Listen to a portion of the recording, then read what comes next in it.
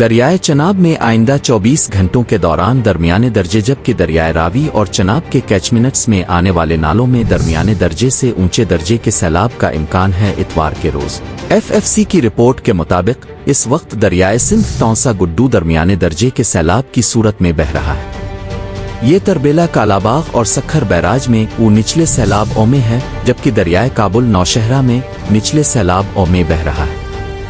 Report میں کہا گیا کہ دریائے سندھ کے دیگر تمام بڑے دریا یعنی دریائے جہلم، چناب، راوی اور ستلج معمول کے مطابق بہہ رہے ہیں۔ Flood forecasting division F F D Lahore کے مطابق افغانستان کے شمالی حصوں پر کل کی مغربی لہر کی گرت مکھ کے شمالی حصوں پر واقع ہے اور گزشتہ روز وسطی جھارکھنڈ، انڈیا کے اوپر ہوا کا بالائی طوفان جنوبی اتر پردیش، بھارت پر ہے۔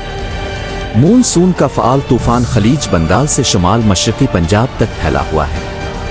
بحیرہ عرب اور خلیج بنگال سے اعتدال پسند سے مضبوط نم ہوائیں مکھ کے بالائی حصوں میں 5000 فٹ تک داخل ہو رہی ہیں۔ شمال مشرقی بلوچستان میں موسمی نچلی سطح برقرار ہے۔ ایف ایف ڈی کے مطابق لاہور میں آئندہ 24 گھنٹوں کے دوران اسلام آباد کے ساتھ ساتھ تمام بڑے دریاؤں کے بالائی علاقوں میں گرج چمک کے ساتھ طوفانی بارشوں کا امکان ہے۔